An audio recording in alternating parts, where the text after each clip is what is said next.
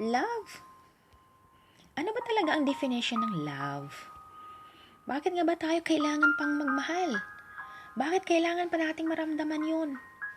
Nasaktan ka na ba ng dahil sa pagmamahal? Ako? Oo. Pero hindi naman doon nagtatapos ang lahat, di ba? Sabi nga ni Popoy, sa one more chance, baka kaya tayo iniwan ng taong mahal natin kasi baka may bagong darating na mas okay, na mas mamahalin tayo. Yung tao na hindi tayo sasaktan at paasahin.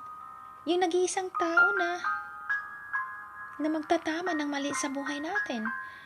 Ng lahat ng mali sa buhay mo. Pero bakit nung dumating ka, akala ko magiging okay na ako. Akala ko makakalimutan ko na siya. Akala ko hindi na ako masasaktan. Yun pala.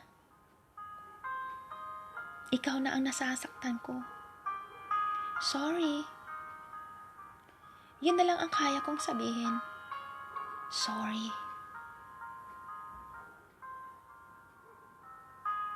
Okay na ako.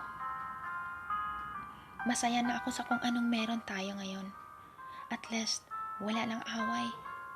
Hindi na tayo nagkakasakitan. Pareho tayong masaya. Ito na siguro yung oras. Oras para magbigay ng chance sa iba. Huwag kang mag-alala. Di na ako galit.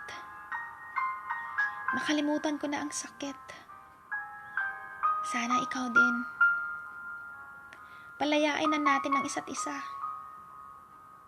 Ang pagmamahal naman ay hindi nawawala. Mananatili ka pa rin dito sa puso ko. Kahit magkaibigan na lang tayo. Ang pag-ibig talaga. Iba't iba ang kahulugan sa tao. Depende sa naranasan nila. Nasaktan man sila o nakasakit ng iba. Huwag mong husgahan ang isang tao. Dahil sa isang bagay na hindi niya sinasadya, huwag kang magsalita ng tapos. Basta isa lang alam ko. Walang pinipili ang pana ni Cupido. Walang imposible sa pag-ibig. Hindi mo mapipili ang taong mamahalin mo habang buhay. Thank you. This is Deji Allen.